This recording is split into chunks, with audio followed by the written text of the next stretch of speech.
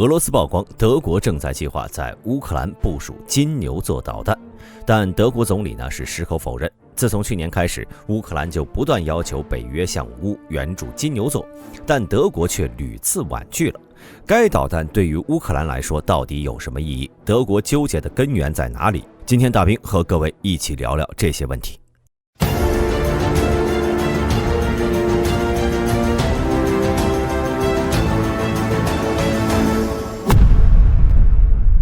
视频开头大兵先给一些不了解的观众介绍一下今天的主角金牛座导弹。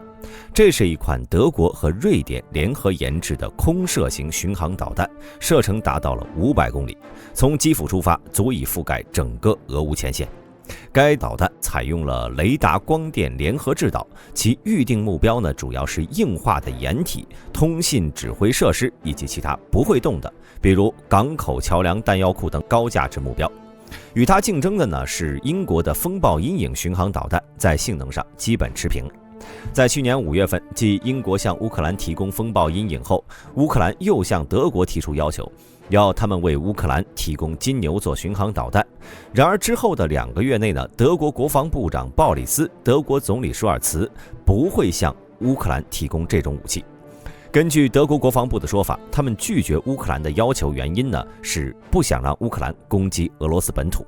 而到了去年8月份，事情发生了转机。乌克兰最高拉达资深议员切尔涅夫表示，德国联邦议院的主要派系已就提供金牛座巡航导弹达成了共识，但是尚未做出正式决定。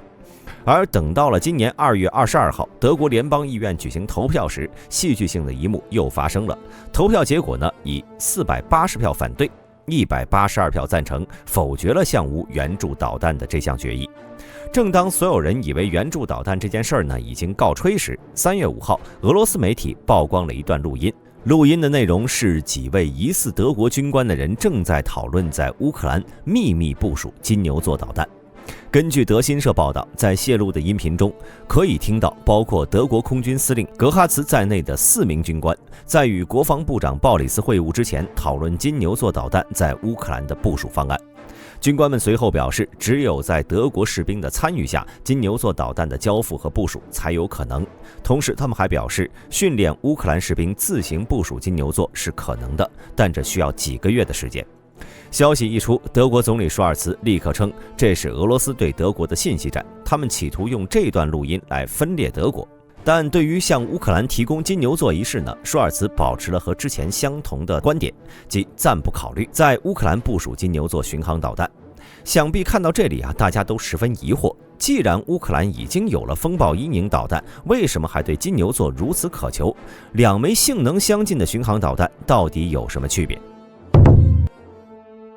风暴阴影巡航导弹和金牛座相同，也是一种空射巡航导弹，大小、重量、射程、航速、制导方式都与金牛座十分近似，两者相差不过10%。风暴阴影导弹的目标也多为无法进行移动的高价值目标以及坚固的混凝土建筑。2023年7月，乌克兰使用风暴阴影攻击了位于克里米亚地区的一座名为琼哈尔的铁路桥。虽然导弹成功的命中，但大桥并未被摧毁。也许我们能从这起事件分析出风暴阴影导弹的缺点。从现场图片我们能看到，大桥的桥面损毁严重，桥面和下方的一部分横梁直接被摧毁，露出了其中的钢筋，形成了一个恐怖的大洞。但大桥的立柱却几乎没有受到太大的伤害，也就是说，这次袭击几乎没有对大桥的通行产生影响，只需要在桥面上固定几块钢板，就能轻松地通过小型车辆，日后再慢慢修复。之所以出现这种情况原因就在于风暴阴影导弹的战斗部。风暴阴影导弹采用的引信为MAFIS， 中文直译为多应用引信起爆系统。美军使用的 AGM-154 采用的也是同款引信。虽然名字很复杂，但是MAFIS 的原理比较简单，其本质是一种碰炸延迟引信。在弹头受到撞击后，炸弹会根据预先的设定，在0到240秒内发生爆炸。在导弹发射后，无法再更改引信延迟时间。想必各位也发现了，这种引爆方式对信息和计算的要求极大。以克里米亚铁路桥为例，乌军将导弹引信的延迟设置得过短，导致导弹尚未击中桥梁就发生了爆炸。而金牛座导弹在这一方面显得更为智能了，它的引信系统被称为 PIMPF， 直译为可编程智能多用途引信。而在实际使用上，这套引信系统确实很智能，它能够在撞击目标后分辨自己穿过的物体是混凝土、岩石还是土壤，并计算自己穿过的层数。这使得金牛座导弹能够更加准确地选择自己爆炸的位置。还拿这个琼哈尔铁路桥为例，如果乌军使用的是金牛座导弹，就可以精确设置导弹在穿透第二层混凝土时发生爆炸，这样金牛座就会穿透桥面，随后插入大桥的立柱，在内部发生爆炸，完全摧毁大桥的受力结构。经过这样的打击，这架大桥将会完全丧失通行能力，就算俄军全力修复，起码也需要数个月的时间。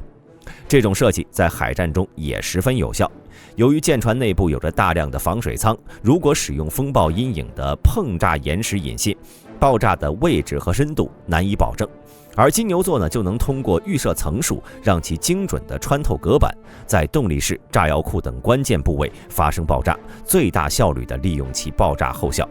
综合来看，虽然风暴阴影和金牛座导弹在性能上大致相同，但在面对复杂场景时，明显金牛座更加具有优势。对于乌克兰来说，金牛座导弹有着更重要的意义。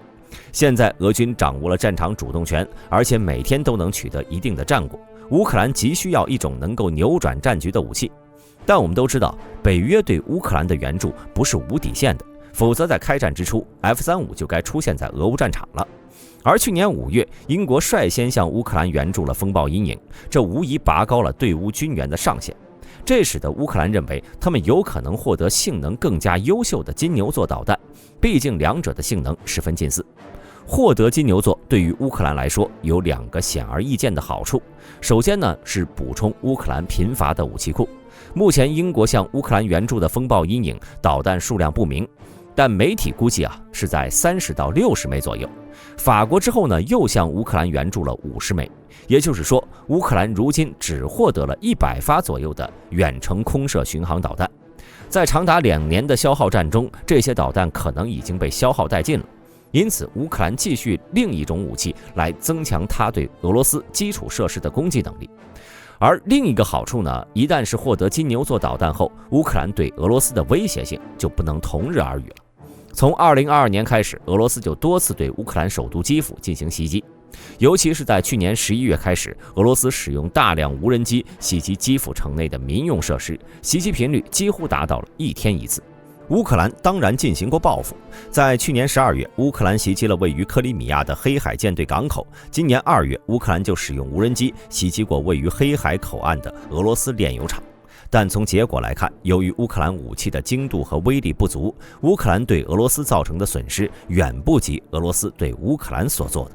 而金牛座巡航导弹不仅射程极远，能够覆盖乌克兰全境以及克里米亚，还能软硬通吃。混凝土大楼、桥梁、地下设施，金牛座导弹均能对其造成有效打击。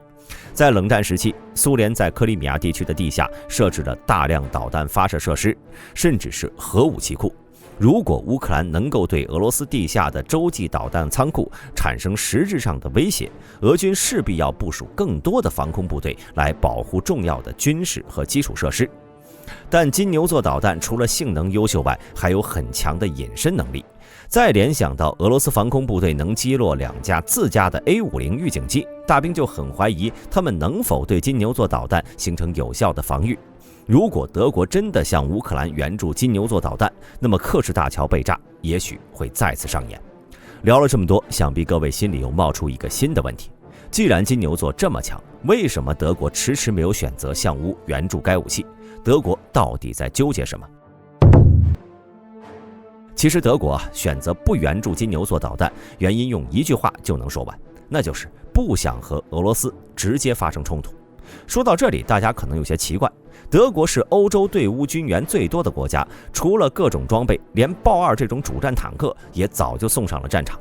德国装备早就和俄罗斯发生了正面冲突，为什么到金牛座这里，德国就变得摇摆不定呢？金牛座导弹的特殊之处在于，它能够对俄罗斯境内的纵深目标产生威胁。如果乌克兰在情急之下使用金牛座导弹袭击莫斯科或者圣彼得堡等俄罗斯主要城市，那么作为武器提供者的德国将和俄罗斯直接撕破脸。对于环保的要求，德国对天然气的需求相当之大，而俄罗斯则是欧洲最大的能源提供者。在开战之前呢，德国50%的燃气都来源于俄罗斯，而在俄乌战争开始后，德国、俄罗斯之间的能源贸易仍未停止。同时，由于历史原因，德国国内对战争的态度非常的消极。虽然他们会在俄乌战争中选择帮助乌克兰，但并不代表他们会让德国本身加入到这场争端中。这就是为什么金牛座导弹的援乌提案在德国议会中会被大比例否决。而德国国防部明白乌克兰对于整个欧洲的重要性，如果乌克兰战败，那么德国与俄罗斯之间的直接冲突将会很难避免。政府和军方之间的分歧导致金牛座导弹援乌的走向变得扑朔迷离。对此，各位有什么看法？欢迎发表在评论区。本期视频到此结束，我是大兵，我们下期再见。